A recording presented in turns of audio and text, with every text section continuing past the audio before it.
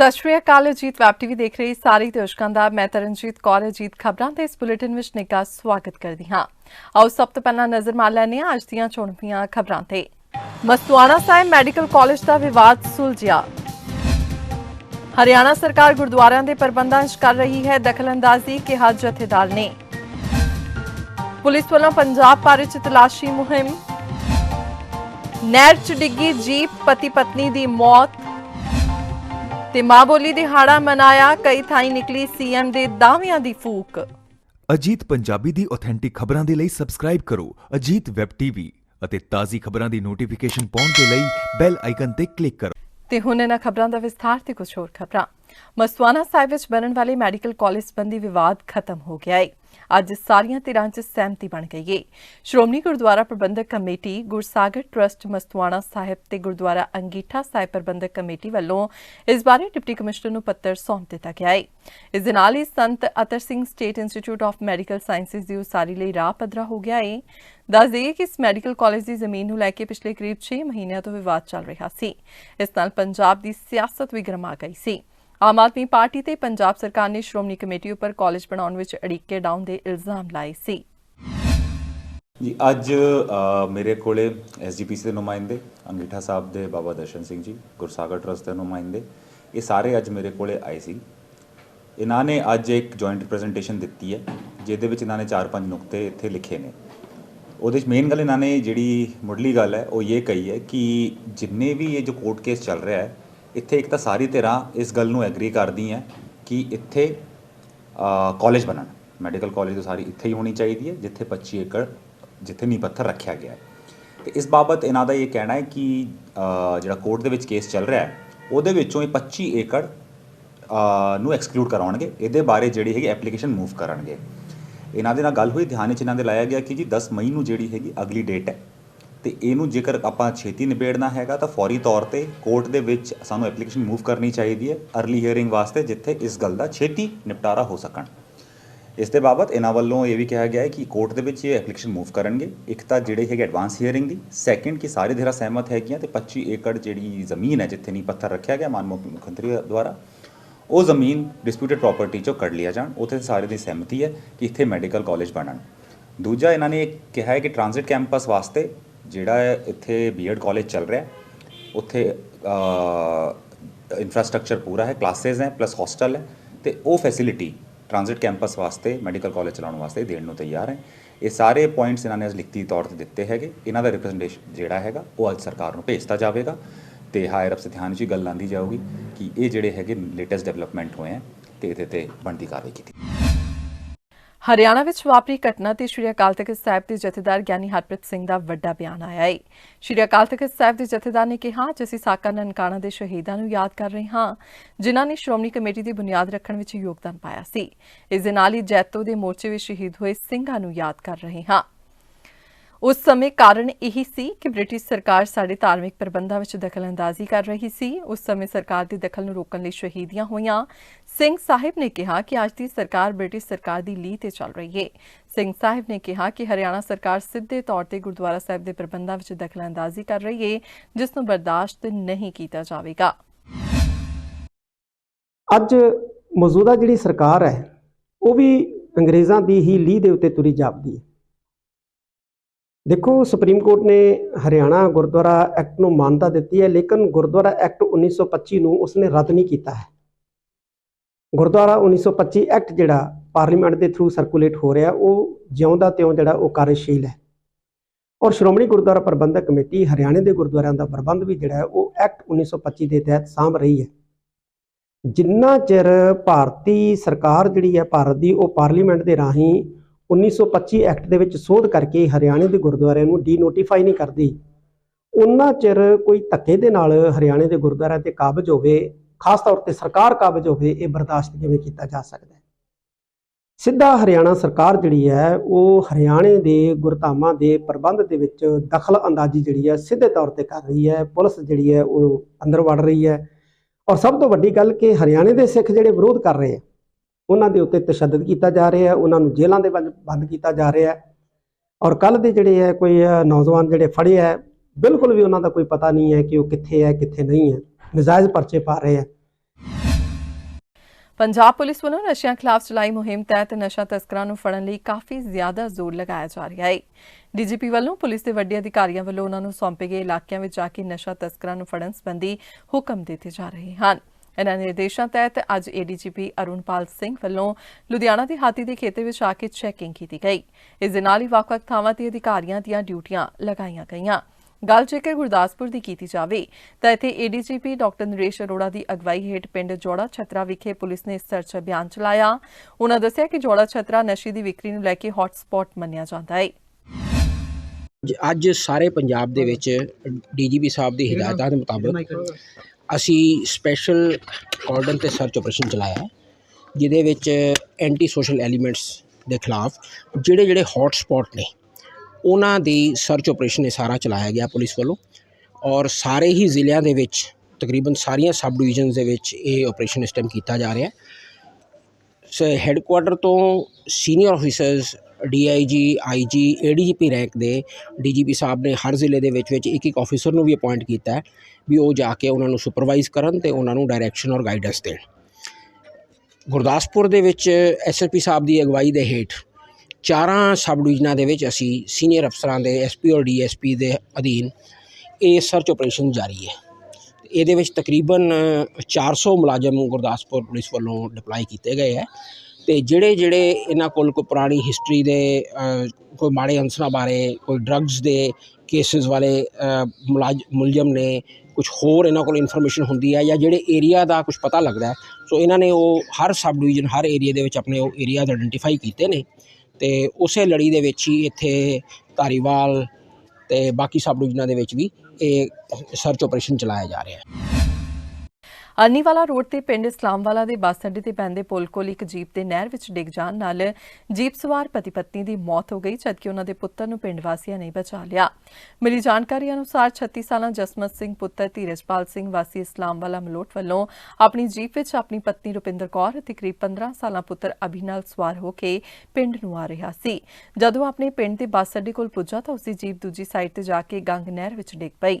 ਇਸ ਦੌਰਾਨ ਪਤੀ ਪਤਨੀ ਦੀ ਮੌਤ ਹੋ ਗਈ, ਜਦਕਿ ਪੁੱਤ ਨੂੰ ਲੋਕਾਂ ਵੱਲੋਂ ਬਚਾ ਲਿਆ ਗਿਆ ਹੈ।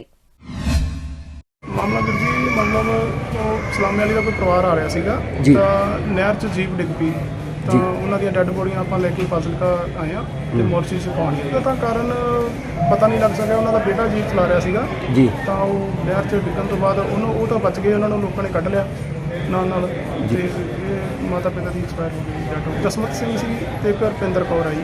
ਇਹ ਹਾਦਸਾ ਵਾਪਰਿਆ ਕਿੱਥੇ ਜੀ, ਕਿਹੜੀ ਥਾਂ ਤੇ ਜੀ? ਇਹ ਸਲਾਮੇ ਵਾਲਾ ਨਹਿਰ ਪੁਲ ਦੇ ਉੱਪਰ ਵਾਪਰਿਆ। ਆਈ ਥਿੰਕ ਮਲੋਟ ਵਾਲੀ ਸਾਈਡ ਤੋਂ ਹੀ ਆ ਰਹੇ ਸੀਗੇ, ਉੱਧਰ ਹੀ ਆ ਰਹੇ ਸੀ। ਹਾਂਜੀ ਕਾਫੀ ਲੋਕ ਮਤਲਬ ਰੱਸਾ ਲੈ ਕੇ ਹੈਲਪ ਵਾਲੇ ਜਿਹੜੇ ਬੰਦੇ ਤਰਨਾ ਆਉਂਦਾ ਸੀਗਾ ਉਹਨਾਂ ਨੇ ਇਹਨਾਂ ਦੇ ਬੇਟੇ ਨੂੰ ਬਚਾ ਲਿਆ ਤਾਂ ਕੋਸ਼ਿਸ਼ ਤਾਂ ਇਹਨਾਂ ਨੇ ਵੀ ਕੀਤੀ ਬਚਾਉਣ ਦੀ, ਪਰ ਸਮਾਂ ਥੋੜ੍ਹਾ ਜ਼ਿਆਦਾ ਹੋਣ ਕਰਕੇ। ਤੇ ਜੀਪ 'ਤੇ ਸਵਾਰ ਕਿੰਨੇ ਸੀਗੇ ਲੋਕ ਜੀ? 3 ਵਿਅਕਤੀ ਸੀਗੇ। ਇੱਕੋ ਹੀ ਪਰਿਵਾਰ ਦੇ ਨਹੀਂ ਸਰ? ਮਾਂ-ਬੋਲੀ ਦਿਹਾੜਾ ਅੱਜ ਕਈ ਥਾਵਾਂ ਤੇ ਧੂਮਧਾਮ ਮੇਲ ਸਮਾਗਮ ਕਰਵਾ ਕੇ ਮਨਾਇਆ ਗਿਆ, ਪਰ ਕਈ ਥਾਈਂ ਸੀਐਮ ਦੇ ਦਾਅਵਿਆਂ ਦੀ ਫੂਕ ਨਿਕਲਦੀ ਨਜ਼ਰ ਆਈ। ਪੰਜਾਬ ਸਰਕਾਰ ਪੰਜਾਬੀ ਭਾਸ਼ਾ ਦੇ ਪ੍ਰਚਾਰ ਅਤੇ ਪ੍ਰਸਾਰ ਲਈ ਲਗਾਤਾਰ ਵੱਖ-ਵੱਖ ਉਪਰਾਲੇ ਕਰ ਰਹੀ ਹੈ। ਇਸੇ ਕਾਰਨ ਅੱਜ ਪੰਜਾਬ ਡਿਜੀਟਲ ਲਾਇਬ੍ਰੇਰੀ ਵੱਲੋਂ ਗੁਰਮੁਖੀ 35 ਅੱਖਰਾਂ ਨਾਲ ਸਕੱਤਰੇਤ ਹਾਈਕੋਰਟ ਚੌਂਕ ਸਜਾਇਆ ਗਿਆ। ਇਸ ਸਮੇਂ ਚੌਂਕ ਵਿੱਚ ਲੋਕ ਆਪਣੇ ਨਾਮ ਦੇ ਪੰਜਾਬੀ ਅੱਖਰਾਂ ਨਾਲ ਫੋਟੋਆਂ ਖਿਚਵਾ ਰਹੇ ਹਨ।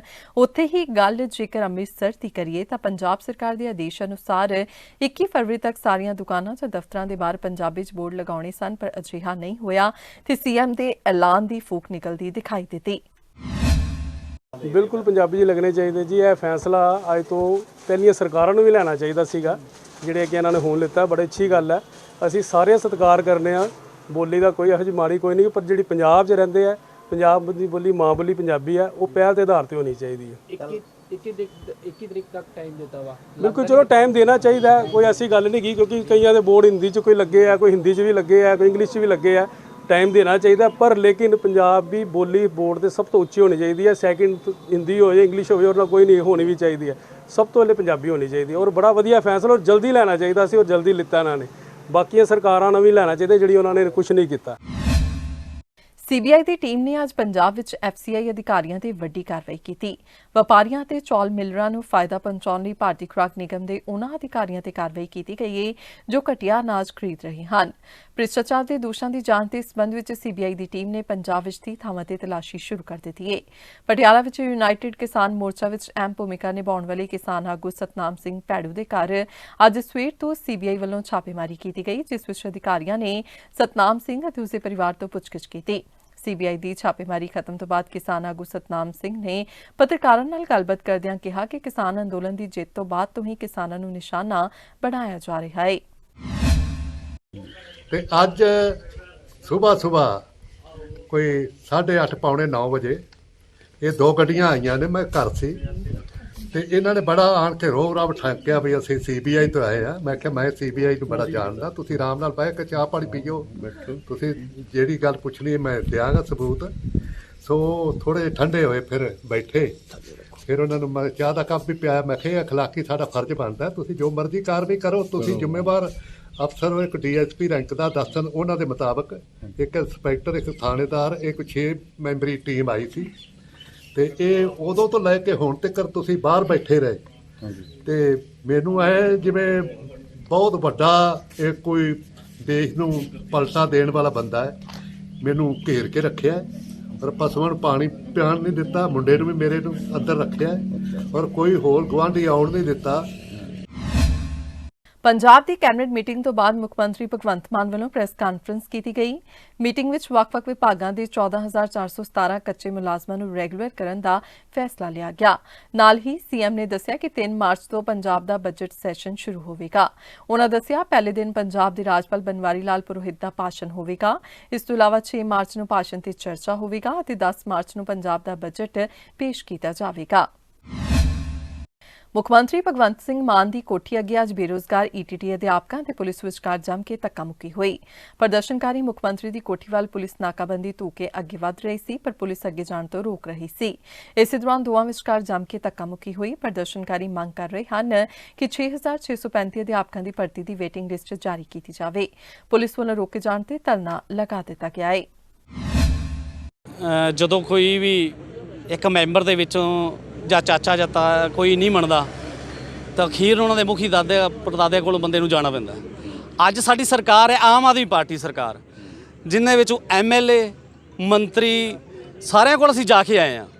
ਬਿਲਕੁਲ ਕਿਸੇ ਨੇ ਵੀ ਸਾਡੀ ਗੱਲ ਜਿਹੜੀ ਉਹ ਨਹੀਂ ਮੰਨੀ। ਸਾਡੀ 6635 ਭਰਤੀ ਜਿਹੜੀ ਹੈਗੀ ਹੈ ਉਹ ਰੋਲ ਰਹੀ ਹੈ। 5000 ਦੇ ਕਰੀਬ ਕੈਂਡੀਡੇਟ ਜਿਹੜੇ ਸਕੂਲਾਂ 'ਚ ਪਹੁੰਚ ਚੁੱਕੇ ਨੇ। ਤਕਰੀਬਨ 1500-1600 ਕੈਂਡੀਡੇਟ ਜਿਹੜਾ ਹੈਗਾ ਉਹ ਅੱਜ ਜਿਹੜਾ ਦਿਮਾਗੀ ਸੰਤੁਲਨ ਜਿਹੜਾ ਹੈਗਾ ਉਹਨਾਂ ਦਾ ਸ਼ੋਸ਼ਣ ਜਿਹੜਾ ਉਹਨਾਂ ਨਾਲ ਕੀਤਾ ਜਾ ਰਿਹਾ ਹੈ। ਵੇਟਿੰਗ ਲਿਸਟਾਂ ਸਭ ਕੁਝ ਤਿਆਰ ਹੈ, ਪਰ ਸਰਕਾਰ ਜਿਹੜੀ ਹੈ ਆਨਾਕਾਨੀ ਕਰ ਰਹੀ ਹੈ। ਕਦੇ ਡੀ ਰਿਜ਼ਰਵ ਪੋਸਟਾਂ ਦਾ ਕੋਈ ਰਿਜ਼ਰਵੇਸ਼ਨ ਨੂੰ ਲੈ ਕੇ, ਕਦੇ ਕੀ ਕੈਟਾਗਰੀ ਨੂੰ ਲੈ ਕੇ ਜਿਹੜਾ ਉਹ ਬਹਾਨੇ ਬਣਾ ਰਹੀ ਹੈ। ਸੋ ਅਸੀਂ ਮੰਤਰੀ ਸਾਹਿਬ, ਸਿੱਖਿਆ ਮੰਤਰੀ ਸਾਹਿਬ ਦੇ ਨਾਲ ਬਹੁਤ ਵਾਰੀ ਮੀਟਿੰਗਾਂ ਕਰ ਚੁੱਕੇ ਹਾਂ, ਇੱਥੋਂ ਤੱਕ ਕਿ ਡੀਜੀਐਸਸੀ ਸਾਹਿਬ ਦੇ ਨਾਲ ਵੀ ਮੀਟਿੰਗਾਂ ਕਰ ਚੁੱਕੇ ਹਾਂ, ਪਰ ਸਾਨੂੰ ਲਾਰੇ ਦਸਵਾ ਅਜੇ ਤੱਕ ਕੁਝ ਨਹੀਂ ਮਿਲਿਆ। ਸੋ ਅੱਜ ਅਸੀਂ ਸੀਐਮ ਸਾਹਿਬ ਦੀ ਕੋਠੀ ਦੇ ਮੂਹਰੇ ਪਹੁੰਚੇ ਹਾਂ ਕਿ ਸਾਡੀ ਸਮੱਸਿਆ ਜਿਹੜੀ ਹੈਗੀ ਹੈ ਤੁਸੀਂ ਸੁਣੋ।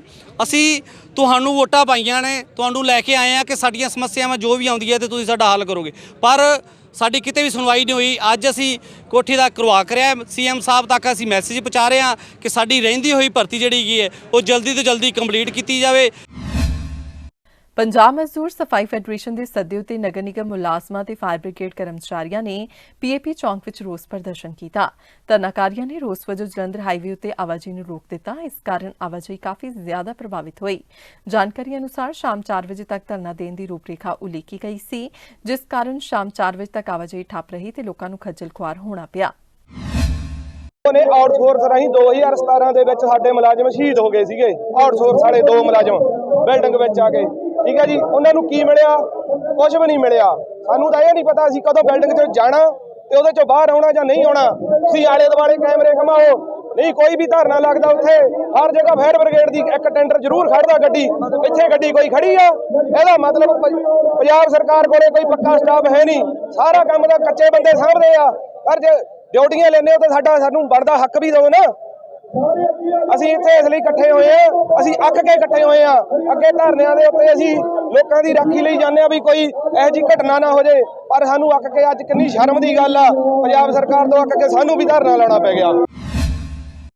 पंजाब ਅਤੇ ਹਰਿਆਣਾ ਵਿੱਚ ਅੱਜ ਘੱਟੋ-ਘੱਟ ਤਾਪਮਾਨ ਆਮ ਨਾਲੋਂ ਕਈ ਡਿਗਰੀ ਵੱਧ ਰਿਹਾ।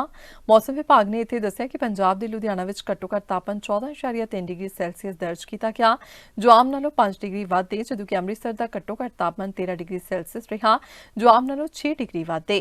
ਪਟਿਆਲਾ ਦਾ ਘੱਟੋ-ਘੱਟ ਤਾਪਮਾਨ 15.2 ਡਿਗਰੀ ਸੈਲਸੀਅਸ ਰਿਹਾ, ਜੋ ਕਿ ਆਮ ਨਾਲੋਂ 6 ਡਿਗਰੀ ਵੱਧ ਹੈ, ਜਦਕਿ ਪਠਾਨਕੋਟ ਦਾ ਘੱਟੋ-ਘੱਟ ਤਾਪਮਾਨ 14.8 ਡਿਗਰੀ ਸੈਲਸੀਅਸ ਰਿਹਾ। ਇਸ ਦੇ ਨਾਲ ਹੀ ਦੇਸ਼ ਦੇ ਕਈ ਹਿੱਸਿਆਂ ਜਿਵੇਂ गुजरात आदि ਵਿੱਚ ਵੀ ਤਾਪਮਾਨ ਵੱਧ ਦਰਜ ਕੀਤਾ ਗਿਆ। अभी सब देख ही रहे हैं कि इतनी सारी गर्मी दिन ब दिन बढ़ती ही जा रही है और इसके लिए सब घर से बाहर निकलने का ही मन नहीं होता है, लेकिन क्या करें, अभी कॉलेज भी आना पड़ता है तो उसके लिए बाहर तो निकलना ही पड़ेगा। और गाड़ी पे आते हैं, टू व्हील्स पे, एक्टिवा पे, तो पूरा सन से बचने के लिए फुल स्लीव की टी शर्ट पहननी पड़ती है, कॉटन फैब्रिक की हो या फिर जैसे कंफर्टेबल लगे, और मास्क पूरा दुपट्टों से फेस को कवर करके और हाथ में ग्लोव्स वो सब पहन के ये जो गर्मी होती है उससे बचने के लिए सब करना पड़ता है। ਤੇ ਇਸ ਦੇ ਨਾਲ ਹੀ ਅਜੀਤ ਖਬਰਾਂ ਦਾ ਬੁਲੇਟਿਨ ਇੱਥੇ ਖਤਮ ਹੁੰਦਾ ਹੈ। ਨਵੀਆਂ ਤੇ ਤਾਜ਼ਾ ਤਰੀਨ ਖਬਰਾਂ ਲੈ ਕੇ ਫਿਰ ਤੋਂ ਹਾਜ਼ਰ ਹੋਵਾਂਗੇ। ਤਦ ਤੱਕ ਲਈ ਦਿਓ ਇਜਾਜ਼ਤ। ਧੰਨਵਾਦ।